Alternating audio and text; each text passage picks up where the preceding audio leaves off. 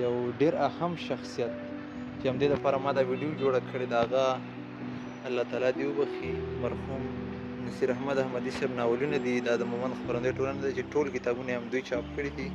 اخوتنه د احمدي صاحب کتابونه دي. دا هغه کتاب دی چې احمدي صاحب په خپله قلم لیکلی دی. دغه لیکنه احمدي صاحب څخه موږ ته راپاتې ده، که څه هم هغه په دې نړۍ نشته، خو موږ یې لیکنه لولو اورو. دا لیکنه چې تاسې لولئ دا د احمدي صاحب د خپل قلم لیکنه ده چې په خپله باندې کړې ده او دلته موږ سره نن موجوده ده. کړپا راغله، پیشو میو کړل، وی ویل. که څه هم احمدي صاحب د الله تعالی وبخي تر خاورو لاندې دی، خو آثار یې اوس هم ژوندي دي او دا به تر زرګونو کالو پورې ژوندي خلک به یې لولي. نو خلک وایي چې پښتو ادب ته خدمت څه ګټه لري؟ دغه خدمت ګټه ده. دا وګورئ د احمدي صاحب ناولونه اوس هم ژوندي دي او خلک یې لولي، خوند ورڅخه اخلي. دا ټول د احمدي صاحب ناولونه دي. تاسې وګورئ. یوه خبره درته وکړم، لیکوال نصیر احمد احمدي، رڼا ناول، لیکوال نصیر احمد احمدي. بوډا او د لیوانو پلونه، نصیر احمد احمدي. دا ډېر ښایسته ناول دی.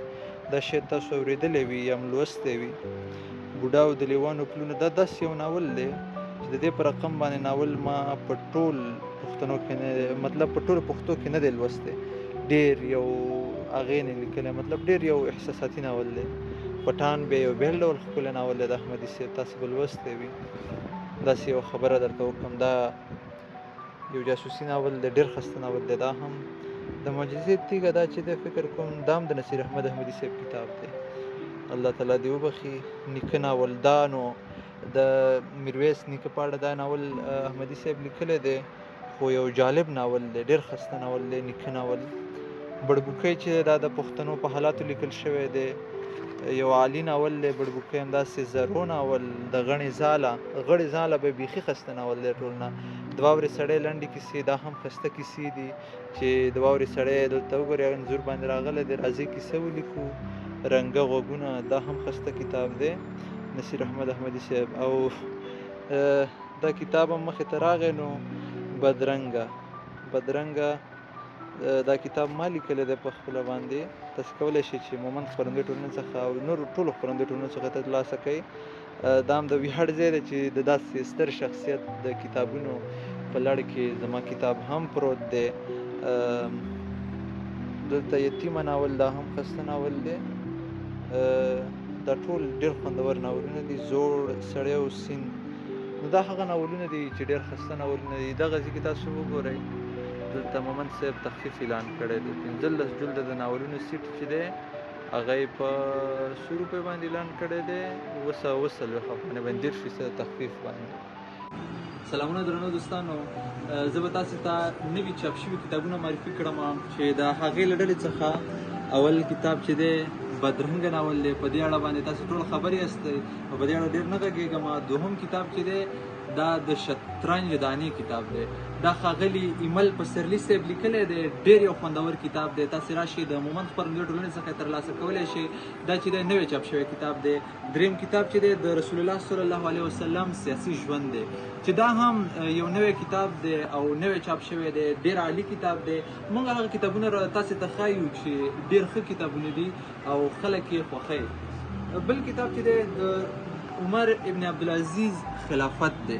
دا کتاب هم یو ډېر عالي کتاب دی چې د هغه ځوانان چې اسلامي کتابونه خوښوي، اسلامي لیکنو سره مینه لري، دې کې د عمر ابن عبدالعزیز خلافت ټول راغلی دی. عمر ابن عبدالعزیز هغه شخصیت دی چې قرآن کریم د ده په وخت کې د صحیفې بڼې ته واړول شو.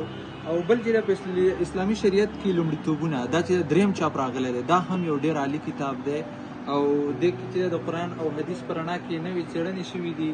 او دا هم مطلب د کتاب په نړۍ کې چې مومند خپرندوی ټولنې چاپ کړی دی او یوسف القرضاوي چې دې لیکلی دی. او دننه په دې کتاب کې چې دی ډېر رنګه کتاب دی. ډېر څه داسې مسایل پکې شته دی چې نوي دي او که تاسې واورئ نو ډېر څه به ترې زده کړئ. بل کتاب چې دی نوی چې چاپ شوی دی نیت صفا منزل آسان. دا کتاب چې د هاکانګ منګوچ کتاب دی او منتشر شاهي چاپ کړی دی.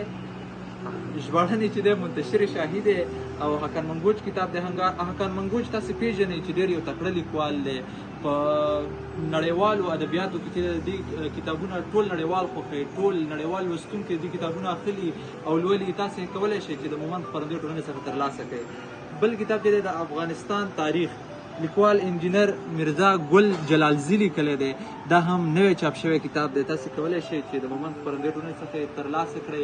دا کتاب چې دی په دې کې داسې نوي مسایل څېړل شوي دي چې هغه تر اوسه پورې نه دي څېړل شوي. دا به تاسو ته د افغانستان د تاریخ په اړه چې معاصر دی که د تېرې دورې دی یا منځنۍ دورې د ټولو دورو تاریخ تاسې ته راسپړي، او دا هم یو ډېر اهم کتاب دی. دا هغه نوي کتابونه چې ما تاسو ته در وښودل او تاسې کولی شئ چې د مومند خپرندوی ټولنې څخه یې ترلاسه کړئ.